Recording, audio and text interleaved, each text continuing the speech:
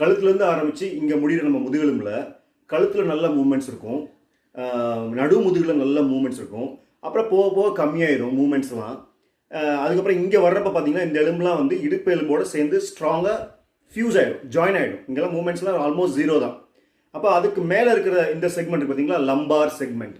இந்த இடத்துல தான் நம்ம வந்து இந்த சைட்வர்ட் மூவ்மெண்ட்லாம் பண்ண ட்ரை பண்ணுறோம், இந்த சைட் ஃபேட்டை கம்மி பண்ணுறதுக்கு. அது வெயிட் ட்ரைனிங்காக பண்ணுறப்போ பிரச்சனை வரும். ஸ்ட்ரெச்சிங்காக பண்ணும்போது உடம்ப சைடில் வளைக்கிறது அதெல்லாம் நம்ம கேர்ஃபுல்லாக பண்ணிக்கலாம். பட் வெயிட் ட்ரைனிங் வர்றப்போ இந்த சைட்வர்ட் பெண்டிங் பண்ணுறோம் பார்த்தீங்களா, அது வந்து பயோமெக்கானிக்கல் வயலேஷன். அந்த நம்ம உடற்கூறுக்கு எகெயின்ஸ்டாக பண்ணுற மெக்கானிசம். ஏன்னா இயற்கையாகவே, ஏன்னா அனாட்டமிக்கல் டிசைன் அப்படின்னா இந்த இடத்துல இந்த சைட்வர்ட் மூவ்மெண்ட்டுக்கு ஏற்றதாக இல்லை. ஸோ இதை மதிக்காமல் சில மூமெண்ட்ஸ் பண்ணுறப்போ உடனே பிரச்சனை வரலாம், இல்லைனா ரொம்ப நாள் கழிச்சு இந்த பிரச்சனை வரலாம், இல்லைனா பிரச்சனை வந்தாலும் வெளியே காட்டிக்க மாட்டாங்க.